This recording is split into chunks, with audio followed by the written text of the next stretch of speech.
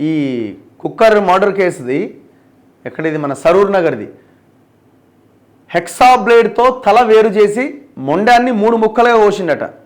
అది ఉంటుంది కదా మన హెక్సా బ్లేడ్ అంటే రంపమే కదా, అట్లా రంపం లాంటి బ్లేడ్ ఉంటుంది కదా, హెక్సా బ్లేడ్ అంటారు కదా.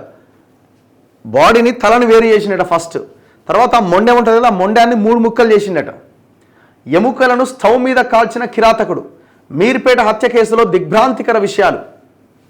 సంచలనం సృష్టించిన మీర్పేట్ మహిళ హత్య కేసు మిస్టరీని ఛేదించిన రాచకొండ పోలీసులు విచారణలో ఒళ్ళు గగురు పొడిచే విషయాలు తెలిసినట్టు సమాచారం. నిందితుడు గురుమూర్తే తన భార్య వెంకటమాధవిని హత్య చేసి శవాన్ని మాయం చేసేందుకు హెక్సా బ్లేడ్తో తల నుంచి మొండెం వేరు చేసి మొండెం నుంచి కాళ్ల వరకు శరీరాన్ని 3 ముక్కలుగా కోశాడని విచారణలో తేలినట్లు విశ్వసనీయంగా తెలిసింది. శరీర భాగాల మాంసాన్ని ఒలిచి బకెట్లో వేసి నీళ్లు పోసి పలు విడతలుగా హీటర్తో వేడి చేసి ముద్దగా మార్చినట్లు, చర్మం ఒలిచిన తర్వాత ఎముకలు కాళ్లను స్టవ్ పైన కాల్చి గుణపం లాంటి దాంతో ఎముకలను చిన్న చిన్న ముక్కలుగా విరగ్గొట్టినట్లు విచారణలో గురుమూర్తి ఒప్పుకున్నాడు. ఆ మాంసం ముద్దలను ఎముకలను బకెట్లో వేసుకొని మీర్పేట పెద్ద చెరువులో పారేసినట్లు వెల్లడించాడు.